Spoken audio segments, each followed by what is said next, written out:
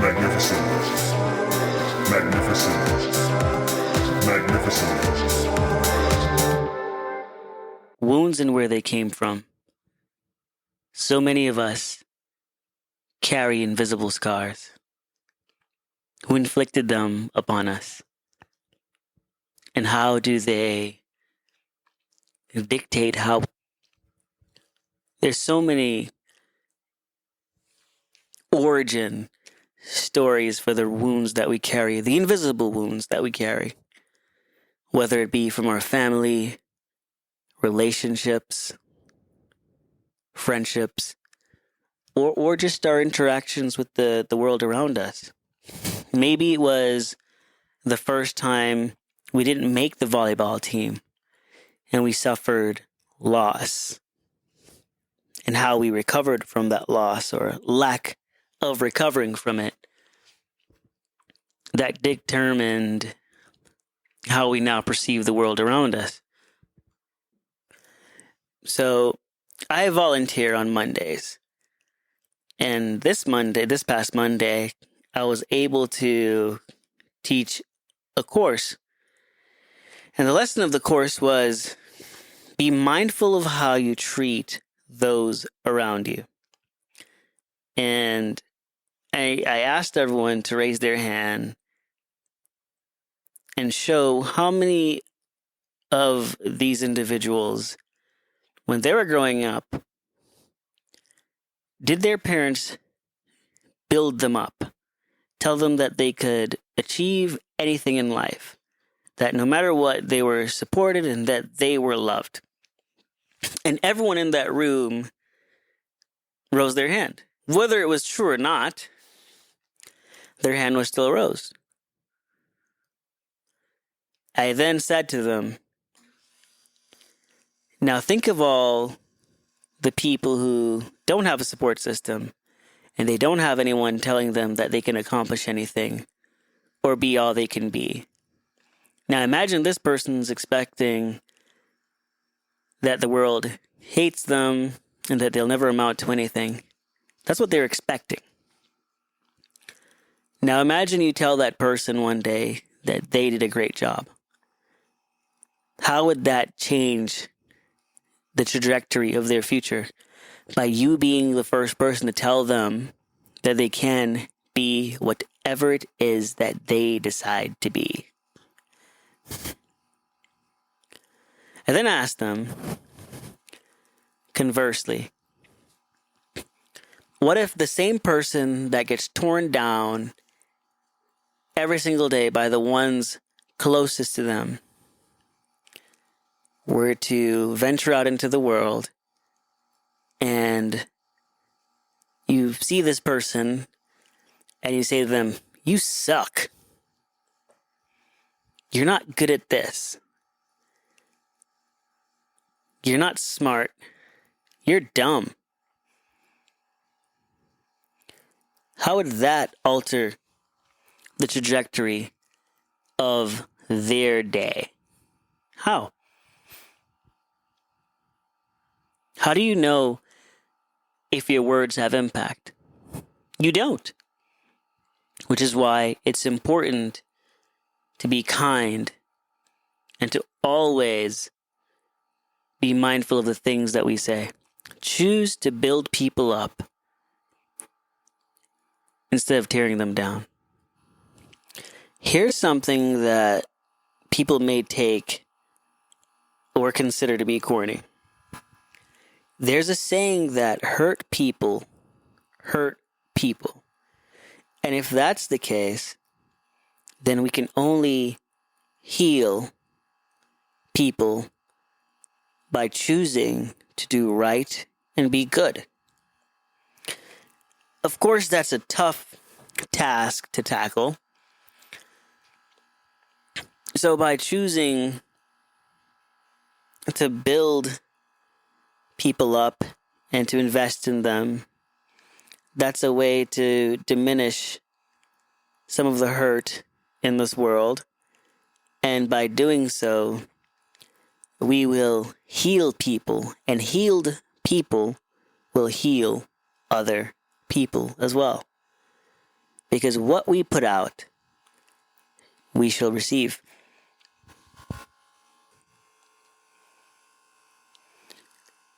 You know, I'm not perfect. I remember a while back, my boss brought me to their office and they were telling me that, hey, you're doing a great job. You're confident and that's great and you're doing amazing things. But remember, when you're at your highest point, you are the most vulnerable because you can fall. Everyone's coming at you. But most importantly, you have to be self-aware in those moments. And at the time I thought, man, well, they're being annoying. If I'm doing a good job, just say that I'm doing a good job. In retrospect, though, I see the value in which they were trying to instill within me in that moment. And the value was, when you're accomplishing a lot of things, everything's moving fast, nothing's slowing down, and maybe you're not looking at where you're stepping. Maybe you're burning bridges in the process of you being successful. Maybe that confidence turns to arrogance. Maybe I'm being braggadocious. Maybe, I'm neglecting, those that are in my charge. And that warning at the time was some of the best advice I've ever received in my professional career, because it grounded me to be a humble leader. Because in dealing with people on a day-to-day basis, I have to constantly check my emotions at the door, is the first thing. And secondly, be aware of emotions.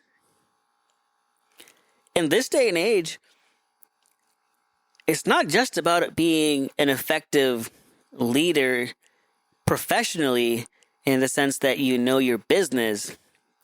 You have to be an effective leader that knows and understands your people.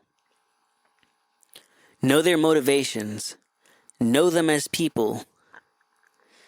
Because if you don't, and you neglect them, you will walk into a situation in which you have no one. So my goal as a leader is to not either open up wounds that have healed or to inflict wounds on others. I was told that we, in the professional environment, we all have someone to return to at the end of our workday. Whether it be friends, whether it be a pet, whether it be your parents, or Santa Claus. We all have someone or something to return to at the end of the day. And when a person clocks out for the day, what do you want them to bring with them on their way out? Do you want them to bring the stress of, man, my boss is a jerk. My boss doesn't care about me as a person. My boss only talks about themselves. My boss never listens to my ideas or what I have to say. Or, my boss is a good person. My boss cares. My boss wants to see me succeed. Are those things not valuable? To know that as much as we'd like to think that we don't take work home with us, we do take work home with us. Because we're people. We have emotions. And while we may not be in control of what we feel, we can always control what we say. So, our impact matters because the invisible wounds are what people take home with them. And now they're lashing out on their significant others or their children or their pets. Because maybe they're afraid that they can't offer a rebuttal in fear of retaliation. Or maybe they can't voice their opinions because maybe they see some chink in our armor. Maybe that's what they see. But they hold it inside. They hold on to it in fear of, if I speak out, I'm going to be shut down, or I'm going to be rejected, or I'll get fired, or I'll be bullied. And when they go home to their space, their safe space, now they're letting out that raging beast that has been repressed and is starving and is just waiting to just, pounce on the first thing that moves. So our words matter, and how they affect those around us matters too. So you could either be a force that... Here's some words of advice. If you are a parent, be your child's number one cheerleader. The best thing you could ever do for your child, outside of providing them shelter and food, is being their cheerleader. Building up their self-esteem and their self-worth. A person that is secure in themselves and knows their self-worth is not going to go out into the world and inflict damage onto the world. They will seek to fill the void and the gaps in the world and in their environment.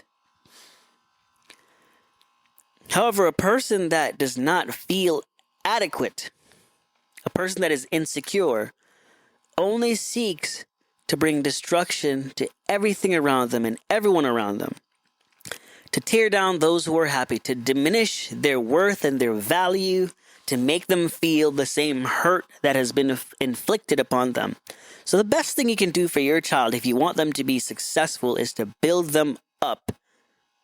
Speak words of encouragement and inspire them to be the best that they can be, to be the better, not the better version of you, but the best version of themselves. Let your ceiling, meaning all that you have accomplished in life, all that you've learned in life, all that you consider to be a part of who you are as a person, let all of that, your ceiling, be your child's floor.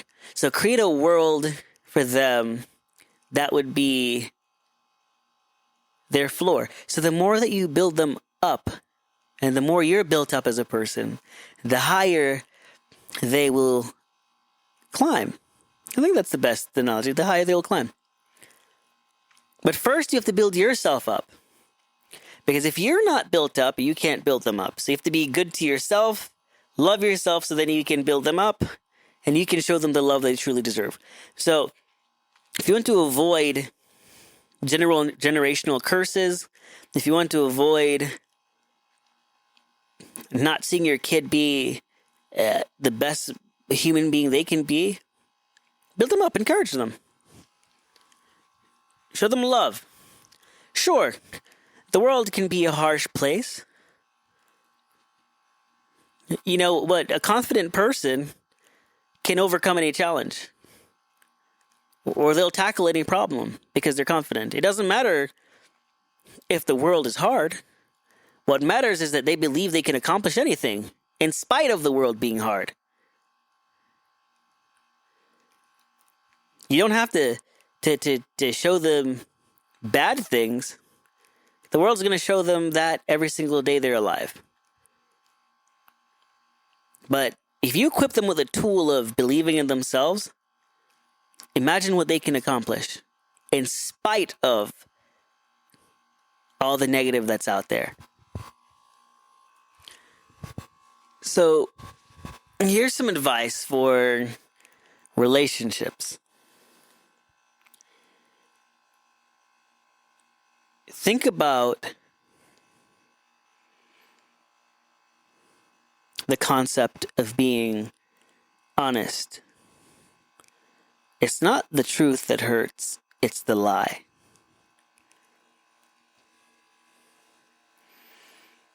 See, the revelation of the truth means that there was a lie. Here's what I mean. If you know in your heart that you do not share the same feelings as someone that you're involved with, and you know that that relationship has an expiration date, you know that this is not forever, and this person is not your forever, be upfront. Be upfront before you plant the seeds of hope. Be upfront before you plant the seeds of dreams and the seeds of a future. Because while you're planting those seeds, that person's watering them, hoping they'll grow. And when it's revealed that you weren't being truthful, because you come through with your lawnmower and you tear down all the plants that sprouted because of the lies that were told, because you strung someone along, now that person's heart is in chaos because of that lie. Words have power. And sometimes the deepest wounds are the ones that are invisible. See, the heartbreak you endure because of a lie that you were living may alter the course of someone's trajectory. Now this person has trust issues. Now this person thinks that every person that is kind is stringing them along or feeding them false hope. If you do not intend to be good, or better yet, if you do not intend to live up to someone's expectations of a relationship, let them know so that you're on the same page.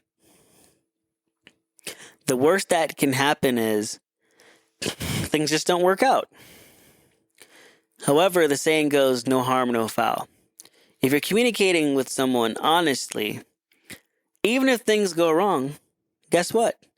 At least you were in a situation in which things were built on trust. And if there's trust, there's understanding.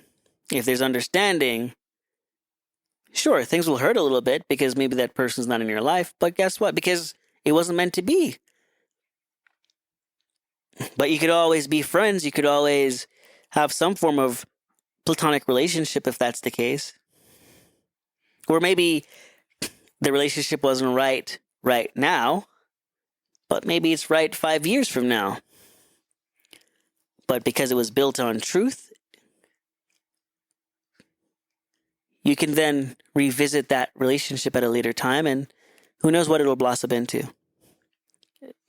Now, if the opposite were to have happened, it's built on a lie, sure, you could explore that relationship again, but there will always be the question of what if. There will always be doubt. And doubt and fear are the number one killers of love. So be mindful of the wounds that you inflict with your words. Sticks and stones may break my bones, but words. So currently at this juncture, I'm working on a book. And the book is finished. I just don't know when it's going to be published. There's a chapter in the book that is titled, Lies Told Are Lies Fed. So if you tell the lie, you have to then sell it. And by selling the lie, you're pushing it down people's throats. So within the chapter of the book, without giving too much away, essentially is that we reach a point in life in which we either let our past hurts dictate how we go through life. Either we decide to overcome that pain, or we decide to succumb to it. And when we succumb to it, we will say that we're okay. We have coping mechanisms, whether it be drugs, alcohol, or whatever, or other toxic relationships, because we're trying to cope with the pain of whatever invisible wounds that we carry with us. And so we feed ourselves lies to tell ourselves that we're okay. Or we try to say, you know what, maybe I'm not good enough, and what was said to me was right. I deserve what's happening to me right now.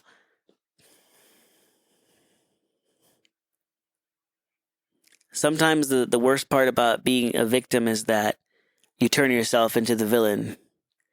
You say things like, oh, if I was more like this, then that person wouldn't have said this to me. Or if I did this, then that person wouldn't have done this to me.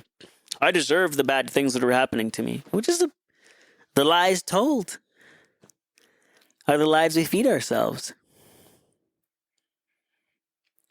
I just want to say that you deserve more than that. You are better than that. We are better than that. We are more than the negative crap that gets shoved down our face each day. I'm sorry, down our throats. We're more than that. You can be all that you can be, or you can choose not to be. If you choose not to be, let it be the reason that you just don't want to explore that option. But never be hindered by the negative words of others. Because that's a life filled with regrets. My personal story is this. There's so many people that I've invested my time in that, were like, oh, I'll be your mentor. And, you go down that path of mentor-mentee, relationship. And this person, they build you up, kind of. They tell you that, oh, you're doing great, But, you're being used in the process of this. And so they'll say, oh, you're doing this thing great. But one day you'll get to be as great as I am or whatever. But you don't realize that you're being exploited. And for them to exploit you, they have to constantly diminish your worth. So for everything that you do right, they'll tell you a major thing that it's not that they're telling you that you're not good at what you're doing. They attack you, the person, and saying that, oh man, maybe you could be better at this, because they know that they're using you for a season, and they're going to use you and milk you for all that you can give. And when they go down that path, they realize that they have to make you insecure. So that way you always want to please them, to make them happy. And so you respect these people sometimes, or you love them in many cases so much that you think they're coming from a place of love, and that they only want what's best for you, and they're being critical because they know what's in your best interest. But that's not what they're doing. They're not building you up. They're tearing you down and stringing you along. There's a saying, constructive criticism constructs, meaning it builds up, and criticism for criticism's sake tears you down. So recognize the difference in if someone is building you up or if they're tearing you down. Because once that transactional relationship is over and they've taken all that they can take, now you're the one left picking up the pieces of trust that you once held, and you realize that you were used. Yeah, you're the one that's depressed because you've lost faith in humanity. But it's also good to note that a lot of times when things are not good for you, you feel it in your gut. Something in your heart already tells you that this thing is not right. In recent, I would say, in the past 3 years, I've learned a lot about myself. And I'm growing into the next stage of my life, the next season of me. One of the things that I've recently been doing is learning to say no. That's the best thing that I've ever practiced, learning to say no. I would just constantly say yes to everything and everyone, and I'd run myself dry. And now I don't do that anymore. That's a relief.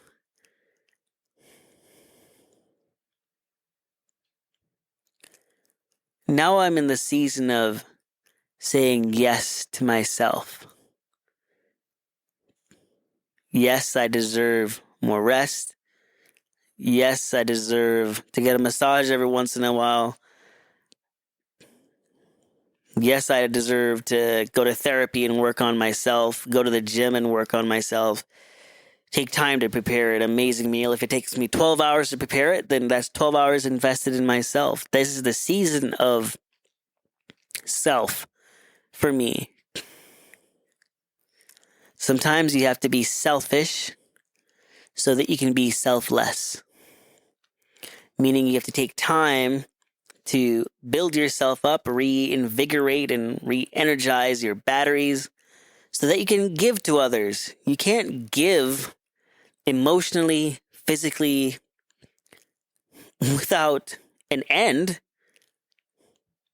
So you have to slow down to build up your reserves once more. That's what I've been doing lately, and now I have more energy. My thoughts are clear.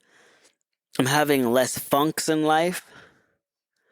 I'm more positive than I've ever been before, and I've always thought of myself as a positive person, but I've learned that, yeah, I'm positive because I'm giving so much, but then I go home and I feel depleted every day. And now I don't have that feeling. I don't experience that anymore. I'm not letting the negative words of others dictate my trajectory, because what is for me will always be for me, with or without them. Whether they be my kin, whether they be my friends or mentor. What is for me is for me. It's destined for me because I'm going to work towards whatever it is that my goals are. My passion, I'll work endlessly to see my passions materialize. No one can take that away because I don't give them the power to. Because now is the season of me. You should say that to yourself. Now is the season of me. I have to be selfish so that I can be selfless. I came to this conclusion because I was tired of people constantly doubting me and instilling doubt within my mind because I gave them that power to do so. Every time I would try to accomplish something, I was told my goals were too big. I should be more conservative with my ambitions. And for a while, I accepted it. But guess what? Now is the season of me. It's my season. It's my time. And that is true for you too. You only have right now. Tomorrow isn't promised to you. Tomorrow isn't guaranteed. So why wouldn't you want to be the best you that you can be right now? Professionally, romantically, intellectually, financially. Why wouldn't you want what's best for you? Why should you be complacent in where you are in order to appease those around you? People are uncomfortable when you dare to be more because they're comfortable with being where they are. And usually that means that if you dare to be more, they take it as a threat that you're going to surpass them. That's not your problem. That's theirs. You should always want others around you to be successful. You should always cheer people on for wanting to be better. You should always cheer for people who want to be more self-confident. You should always cheer for. In fact, you should foster and grow that in people. If your friend's starting a business, be the first person to support them. Tell them they can do it. If they can't cook, refer them to a YouTube channel that teaches them how to cook. Build their confidence up. Anyone who's my friend is like family to me. And because they're family, I'm going to always tell them that they can do more. They can do better. I'll tell them that they are it. They have the it factor. And if they can't sing, I'm still going to show up to that concert anyway. You know why? Because it's my friend. I'm still going to show support. All we have in this life is not our cars or house or our finances. We don't have that. Uncle Sam can take those things away from us. The love that you have for someone else, if it's true love, it cannot be taken away. If it's true love, it cannot be relinquished.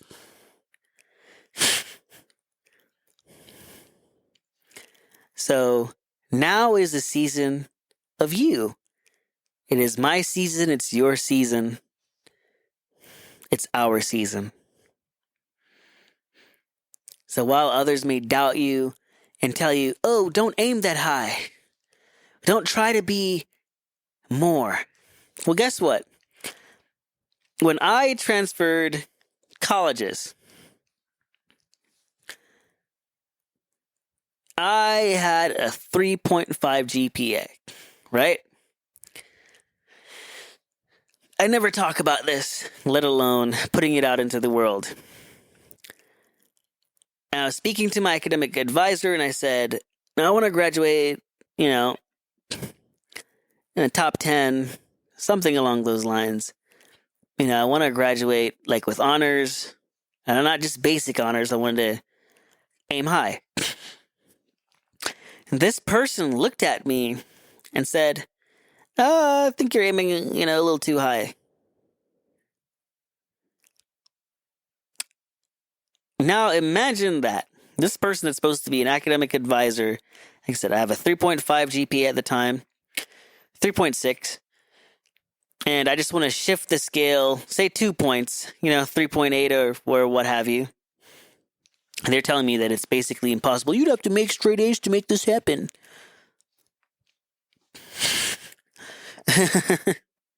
And I said, okay. And what's wrong with that?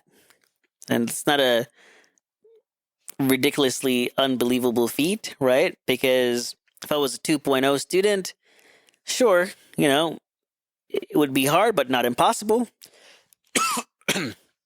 Excuse me. And I want to move from a 3.5, 3.6 to a 3.8.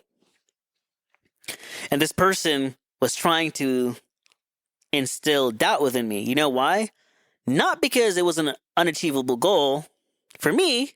It's because it was an unachievable goal for them. So people will tear you down because they can't accomplish something. They don't even encourage you to try to accomplish it. They don't tell you how they failed and how you can succeed. So they naturally don't encourage you, don't build you up because of their insecurities. So if you're a parent, build up your children. If you're a friend, Inspire your friend. Encourage your friend. And whatever seeds of inspiration or encouragement that you plant, you will get to reap them one day. Because maybe you're at your low point and now your friend can offer you encouragement. And where there was doubt, now you have inspiration.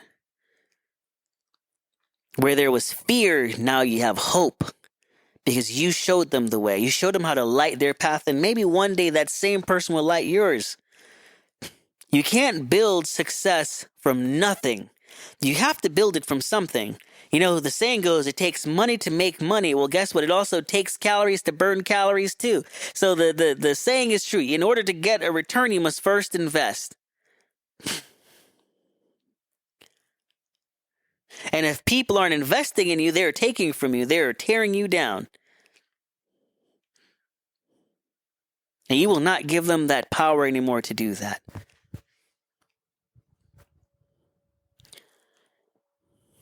It is your life. It is your season. It is your time.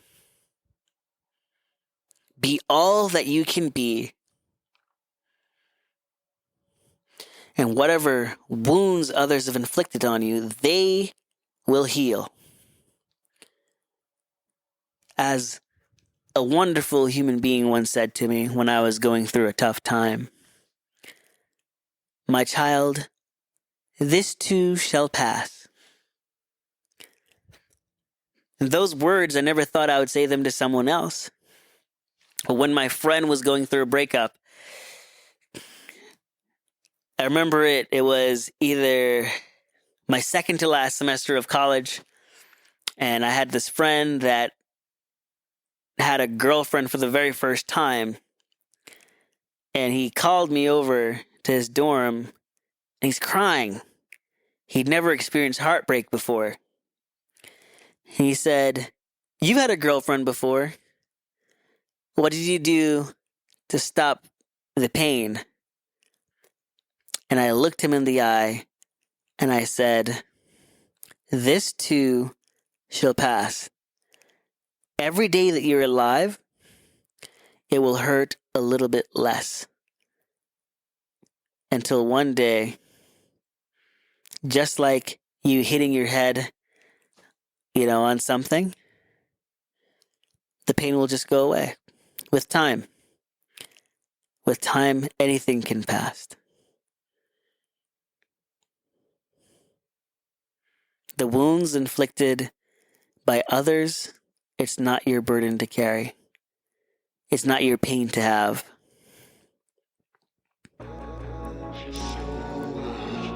Be free.